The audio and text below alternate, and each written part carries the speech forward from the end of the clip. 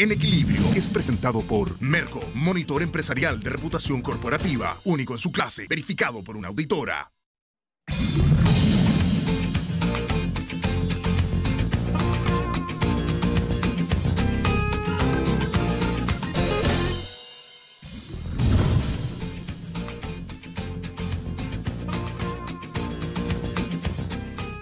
Muy buenos días, bienvenidos a En Equilibrio. Gracias por acompañarnos una vez más.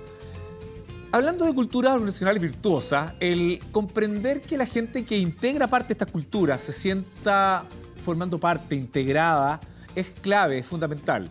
Y eso nos lleva al tema de la inclusión laboral o la cara más amarga de la moneda, que sería la discriminación. Vamos a conversar en esta oportunidad. Antes, eso sí, vamos a saludar a nuestros panelistas. María Angélica Zulich. ¿Cómo está, María Angélica? ¿Cómo estás? Aquí con un tema que realmente me apasiona. Vengo trabajándolo hace mucho tiempo también desde el punto de vista laboral, así que creo que hay mucho aporte que hacer. Bienvenida y muchas gracias. A ti, Sergio. ¿Y cómo está, Rodrigo? Buenos días. Muy bien, Sergio. Muchas gracias. Buenos días a todos.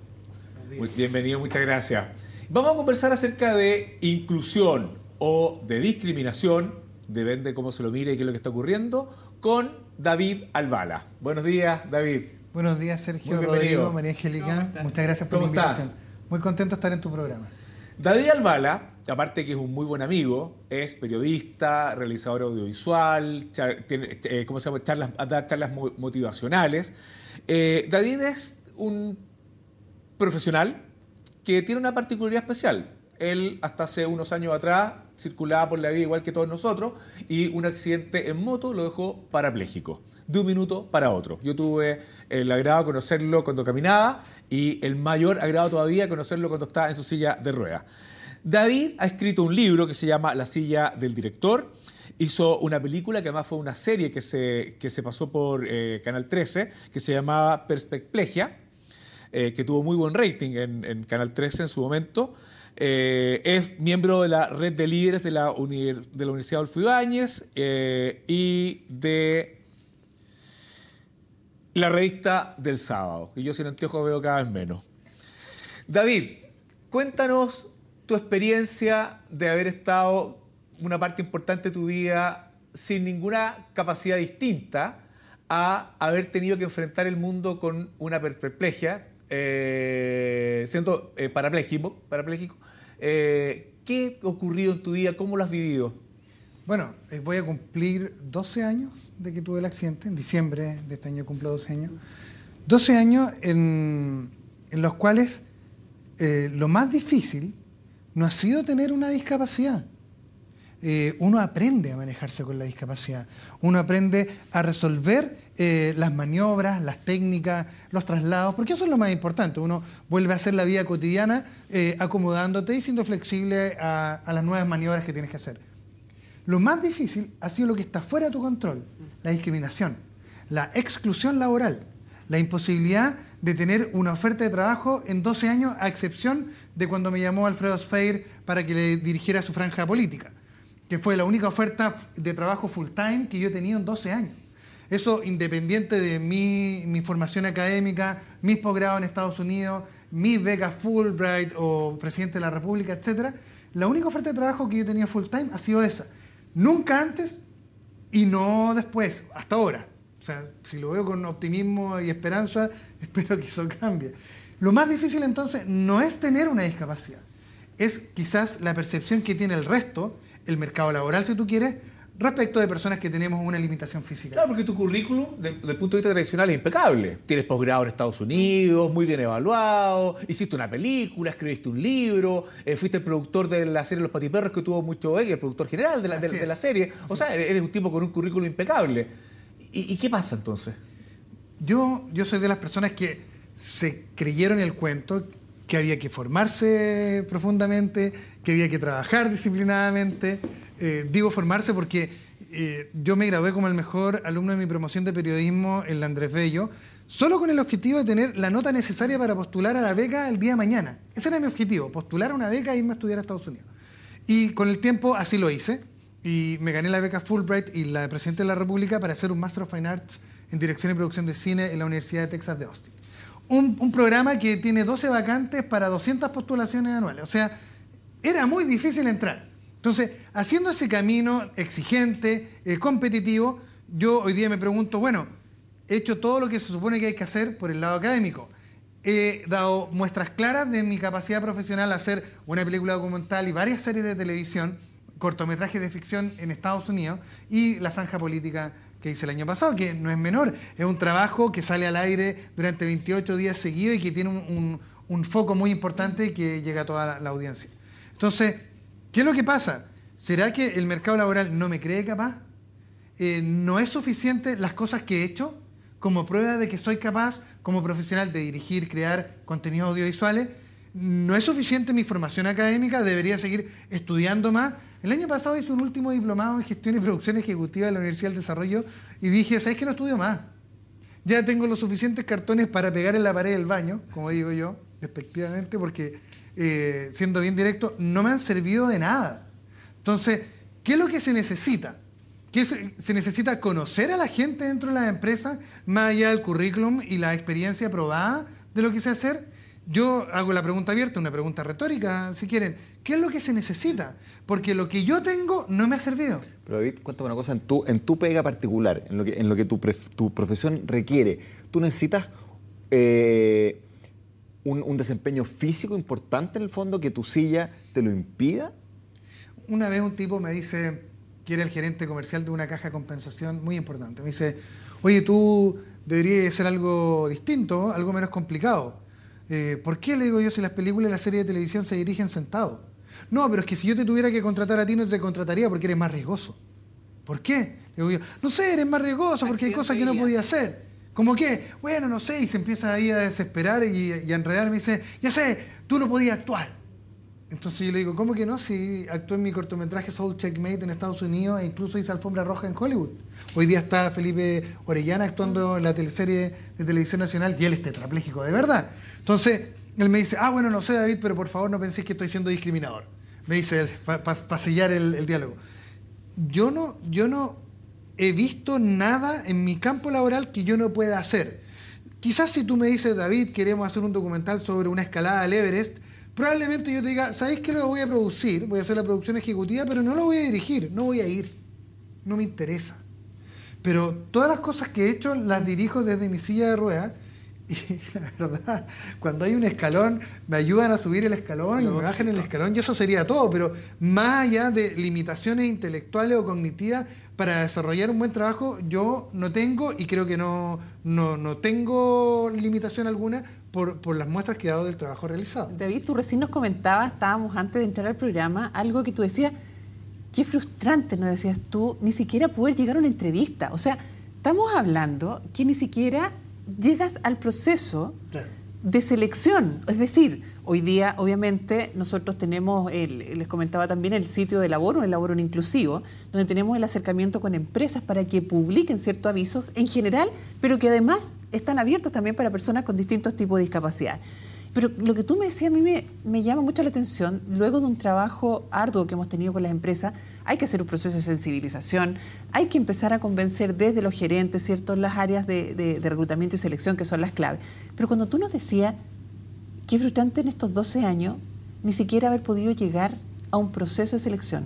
Eso significa, no llegar a un proceso de selección significa que en el filtro que se hace de los currículums de las personas, ¿cierto?, hay que evaluar competencias. De hecho, nosotros hablamos siempre del currículum ciego, donde uno tiene que evaluar las competencias de la persona, técnicamente hablando, y después vemos, ¿cierto?, las habilidades blandas, que hoy día es algo muy importante en las relaciones laborales dentro de una organización. Pero cuando tú no pasas ni siquiera el filtro hacia una organización, ¿qué te genera el sentimiento? Porque yo te lo puedo decir desde la otra parte, desde lo que estoy viendo en las empresas. ¿Qué te genera a ti en ese sentimiento, como tú nos hablabas, que te sentías con esa discriminación, que es así? O sea, porque cuando tú mandas un currículum, en algún minuto, ¿tú expresas que tienes una discapacidad?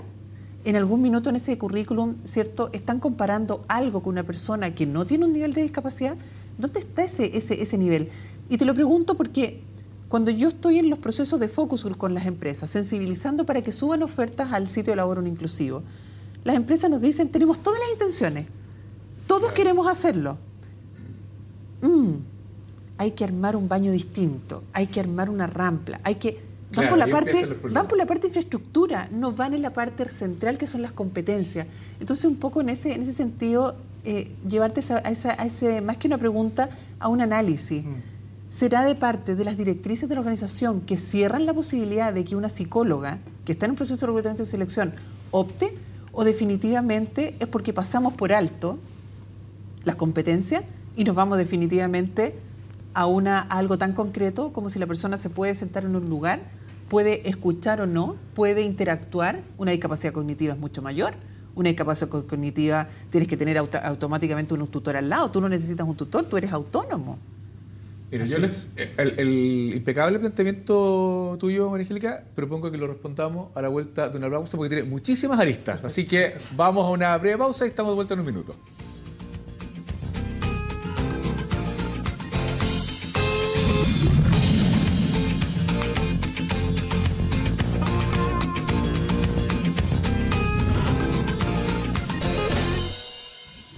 Estamos de vuelta en Equilibrio conversando con David Albala. David, María Angélica te planteaba antes de la pausa una pregunta con muchísimas aristas. Así es. Muchas maneras de acercarse al tema que tú planteas porque, por un lado, cuando yo mando mi currículum, es muy fácil identificar que yo tengo discapacidad porque tú ves lo que yo he hecho y sabes quién soy. Independiente de que además las empresas hoy día googlean a todos sus candidatos y aparezco obviamente en Google por las cosas que he hecho. Entonces, antes de que tú me llames ya sabes que tengo discapacidad. Entonces, luego tú tendrías que, un potencial empleador debería decidir, oye, a mí me interesa trabajar con este tipo, no por su limitación, sino porque ha sido capaz de superarla y ha hecho lo que ha hecho desde esa limitación. O sea, ¿cómo no se valora esa capacidad emprendedora, esa resiliencia, esa disciplina, esa fortaleza, más allá del límite físico que yo puedo aportar? Eso no se ve como un plus, se ve como un problema. Lógico. Y ahí tú dices, bueno, es que hay empresas que dicen, oh, es que tenemos que construir un baño, hay que poner una rampa. ¿No te da vergüenza cuestionar que tengas que construir un baño que primero le sirve a todos? Todos pueden usar ese baño. Sí. Una rampa que te sirve para llegar con el coche, la guagua, para meter el balón de gas y además sillas de ruedas. O sea, ¿cómo puedes cuestionar en un país que está en la OCDE, que pretende ser desarrollado, que tiene un PIB de 260.000 millones de dólares? ¿Cómo puedes cuestionar que la complicación está en hacer un baño que le sirve a todos, una rampa que le sirve a todos, para que pueda incluir personas que tienen distintos tipos de capacidades diferentes? Oye, o sea, qué vergüenza empresa. A mí lo que me gustaría que puntualizáramos es si la situación que nos plantea David, qué tan generalizada está. Y en ese sentido, María Angélica o Rodrigo, tú desde el punto de vista de las mediciones y la consultoría en construcción de culturas virtuosas, integradas, ¿qué han visto? Es decir, ¿qué ocurre en el mercado del trabajo? Tú, desde el punto de vista Laborum, en Chile tenemos como 2 millones de personas en condiciones de trabajar que tienen alguna capacidad diferente. ¿Cuál es el nivel de integración de esas personas al mundo del trabajo? Me da la impresión de que es bajísimo. Mira, la integración es baja. Hoy día es bajísima. No alcanzan a cifras. Ni siquiera yo he leído un punto porcentual. Yo creo que eso es bajísimo. Pero de alguna manera, lo que estamos nosotros hoy día integrando, estamos tratando de ser un país mucho más desarrollado, un país con mucho más integración. Tal como ese, yo coincido plenamente con lo que decía recién David. Es una vergüenza intentar ir por un tema de infraestructura. Hoy día está comprobado, empresas, y puedo decir, hay nombres, Aramark, por ejemplo, que integra muchísimas personas con discapacidad, Corbanca, SMU, que son el retail que más integra, los Unimar, etcétera. ¿Por qué lo están haciendo? Porque está claramente visto que las culturas organizacionales se ven absolutamente enriquecidas con las personas con discapacidad interior. Estamos hablando de capacidades diferentes. No olvidemos que ese es el concepto. Capacidades diferentes. Lo que decía recién David, a lo mejor no puedo trasladar un foco, no puedo trasladar esto. Capacidades diferentes. Obviamente una mujer en una organización tampoco puede hacer la misma rol de un hombre en un tema de embalaje, lo que sea. Pero de alguna manera lo que hoy día estamos nosotros visualizando, que esas capacidades diferentes generan culturas mucho más virtuosas, pero a la vez la motivación de los trabajadores, fíjate lo que ha cambiado, nosotros con los que nos hemos encuestado en Laborum, el entorno cambia. Las personas que trabajan con una persona que tiene una capacidad diferente, visual, auditiva, psicológica, psiquiátrica, lo que sea, generan que esas personas cambian la forma de ver la organización, los objetivos se cumplen de manera diferente, las motivaciones son distintas. Pero, ¿sabes qué? Más allá del análisis de la organización, yo creo que esto es una extensión de lo que pasa en la sociedad. Yo creo que de verdad, de verdad yo creo que esto es un reflejo de lo que pasa en general. Yo creo que lo que siente David, también te pasa cuando vas caminando en la calle, David. Tal vez cuando entras a un restaurante, cuando vas a cualquier parte, en el fondo te miran diferente, te consideran diferente. Yo creo que efectivamente yo comparto el comentario que hace María Angélica en relación al porcentaje, a la poca inclusión. La experiencia que yo he tenido en esta materia, pues nosotros preguntábamos siempre cuál era el número de personas con discapacidad que tenían en las organizaciones, y es bajísimo, y las pocas que lo hacen muchas veces lo hacen dentro de su responsabilidad social. O sea, es como que, mira, te voy a hacer un favor porque nosotros somos una buena empresa. ¿Por qué? Si estamos contratando, a ver, ¿qué requiero yo de David? Requiero a la persona, el ser humano está ahí. Resulta que está sentado en una silla de ruedas. Eso es todo. Pero eso es lo que nos pasa en la sociedad porque le tenemos temor a las discapacidades, a todo tipo de discapacidad. Yo tengo un hijo con síndrome de Down. Es una persona maravillosa, una persona que trae una luz al mundo extraordinaria. Pero hay gente que le tiene susto, que le da susto a la interacción, que no sabe qué es lo que hacer, no sabe si invitarlo a la casa o no, porque no saben cómo va a reaccionar el niñito. No conocemos, entonces no podemos querer aquello que no conocemos, no estamos acostumbrados. Yo creo que es un tema que tenemos que trabajar socialmente desde los colegios. Los colegios con integración son los menos de los menos de los menos. Así. Los que ganan con la inclusión no son los niñitos incluidos, son el resto de los niñitos, los niños incluidos habitualmente que van quedando aparte igual. Los niñitos Down, por ejemplo, los colegios que reciben a un niñito Down. Claro. ¿Qué aporta eso? La verdad es que el aporte es para todo el resto, para que convivan y la gente no se da cuenta. Si el resto de los colegios, el resto de la sociedad no se da cuenta de la importancia de incorporar a todos dentro de sus bondades, capacidades, discapacidades y todo, nunca vamos a lograr una integración laboral. Es un tema que es muy importante, cómo logramos ese conocimiento de estas personas, es decir, para que lo empecemos a dejar de ver como algo distinto que me produce temor. Tú mencionaste la palabra incluso que me produce temor. ¿Qué es lo que has visto tú, David, en ese sentido? ¿Qué pasa con los organismos públicos, el Senadis? ¿Qué pasa con las distintas fundaciones? ¿Se ha avanzado? Déjame recoger algo que decía Rodrigo. Todos somos distintos. No hay nadie igual a nadie. Entonces, cuando tú dices, tú eres diferente, tú también eres diferente. O sea, Rodrigo no es igual a Sergio y María Angélica no es igual a ustedes. O sea, no empecemos a decir que hay unos distintos cuando somos todos distintos. Ya, ok. Luego tenemos mayores o menores diferencias de raza, etnia, conocimiento, y ahí podemos entrar hasta en clases sociales o lo que sea. Ok, yo lo que he visto es que hay muchas iniciativas que están buscando mejorar las condiciones de inclusión.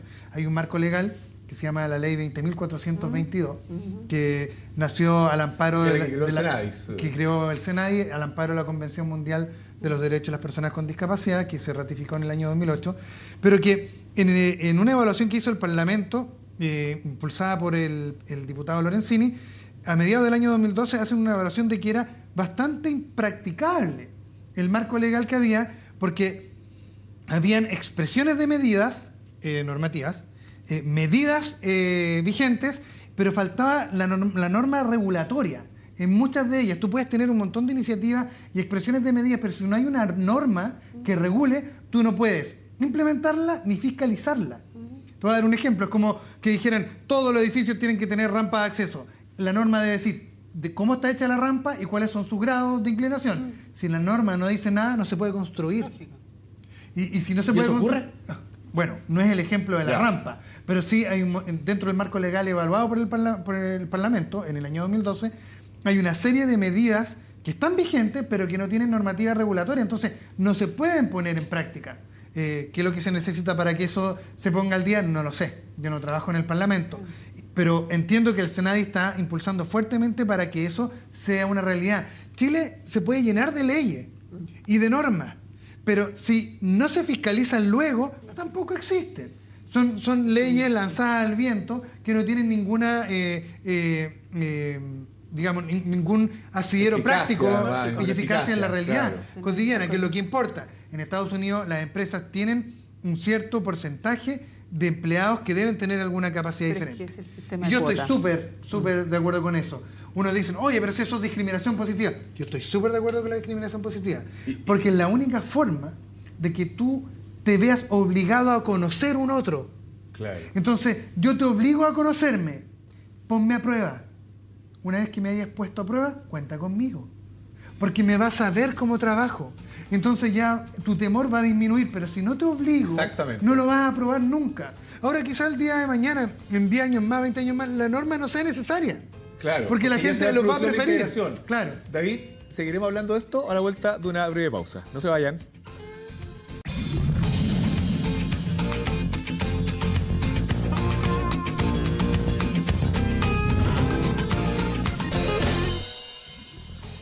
Estamos de vuelta en Equilibrio conversando con David Albala. David,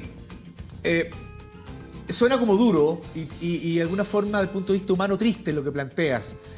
Yo quisiera destacar algunos casos positivos también, porque existen, y las cosas positivas, aunque sean excepción, y tal vez por lo mismo hay que señalarlas.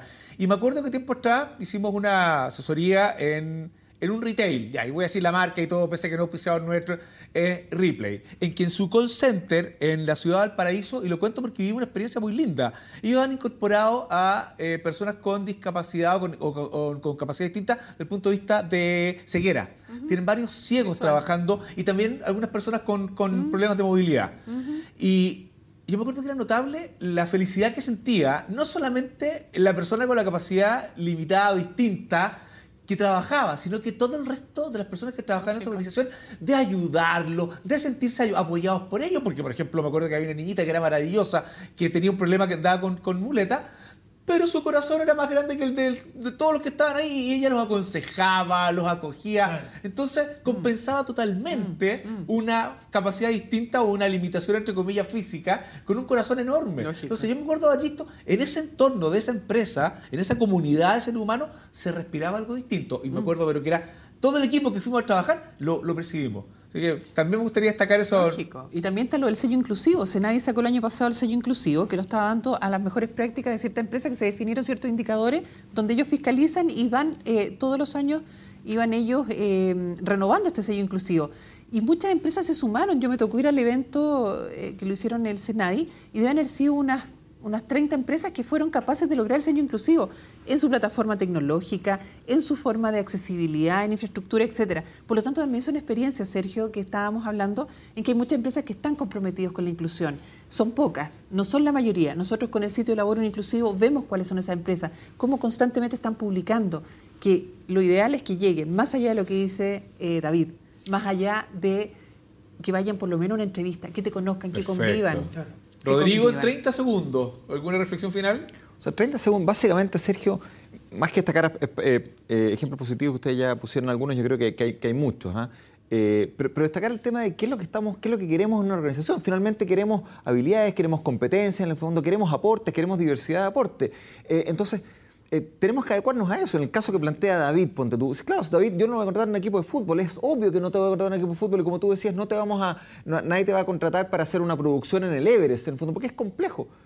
Pero ¿qué pasa con todo lo demás en el fondo? Entonces, cada uno tiene un área donde puede aportar. Entonces, ¿por qué existe la discriminación desde ese punto de vista en el fondo? Cuando tenemos que, mirando desde el punto de vista de la organización, queremos a la mejor gente. Bueno, la mejor gente no se define por si anda en silla de rueda, por si tiene ceguera, por si tiene déficit auditivo. No se define por eso, se define por otras cosas, tanto por su capacidad de relacionarse emocionalmente como su capacidad intelectual. Así es simple. Es querer conocer las capacidades diferentes. Y eso implica cambios culturales. Y querer conocer significa motivarte a la organización de querer conocer las capacidades diferentes y convivir con las capacidades diferentes. Querido David, 10 segundos. No, solo puedo decir que frente a la duda y el temor que tienen empresas, es mejor decir, pónganos a prueba. Pónganos a prueba. Y una vez que lo hayan hecho, cuenten con nosotros. Porque se van a dar cuenta de lo profesionales y disciplinados y productivos que podemos ser. Yo te puse a prueba hace unos años atrás. Fui productor de un programa que tú condujiste brillantemente, que se llamaba Líderes de las Américas. Entrevistamos a líderes y eres un profesional de lujo. Así que muchas gracias por acompañarnos, por contarnos tu experiencia personal y por haber podido conversar. Y a ustedes por, una vez más, seguirnos ayudándonos a construir culturas organizacionales virtuosas. Hasta el próximo domingo en CNN Chile. Adiós.